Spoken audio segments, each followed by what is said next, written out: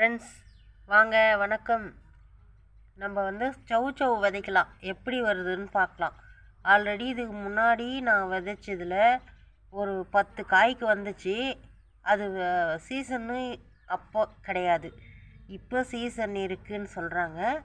சரி, நம்ம கிளைமேட்டுக்கு எப்படி வருதுன்னா, ஆல்ரெடி எனக்கு வந்தது முன்னாடி திருப்பி விதைக்காமல் விட்டுட்டேன். அதை விதைச்சி அது கொடி வகையானது தான் அந்த செடி. இதை பாருங்கள், நான் பேஸ்ட்டாக போடுற சௌ இதோ இது மாதிரி இருக்கணும். இதோ இது இருக்குது பார்த்தீங்களா, இந்த மாதிரி இருக்கணும்.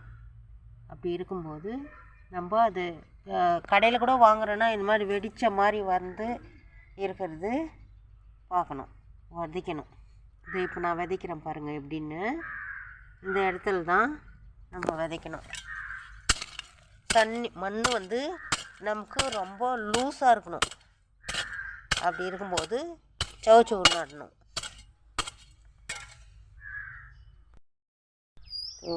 இந்த மாதிரி ஆழமாக நம்ம தோண்டிக்கணும்.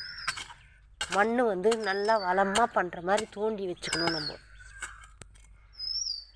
கொஞ்சம் இப்படியே அந்த நல்லா இப்படி கொஞ்சம் அந்த மண்ணை போட்டு விட்டுடணும். இப்படி போட்டு விட்டுட்டு இப்போது இந்த சௌ வந்து அதில் போட்டு ஃபுல்லாக மூடாமல், இப்படி மூடாமையும் இருக்கக்கூடாது, அதிகமாக மண் போட்டு மூடிடக்கூடாது.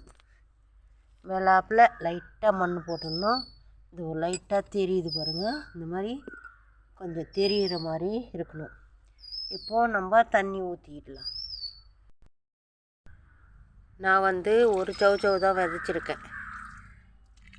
மண் கொஞ்சம் மூடி விட்டுடணும். தண்ணி ஊற்றிட்டு கூட மேலே தெரிஞ்சிச்சுன்னா மண் மூடி விட்டுடணும். அவ்வளோதான் ஃப்ரெண்ட்ஸ்.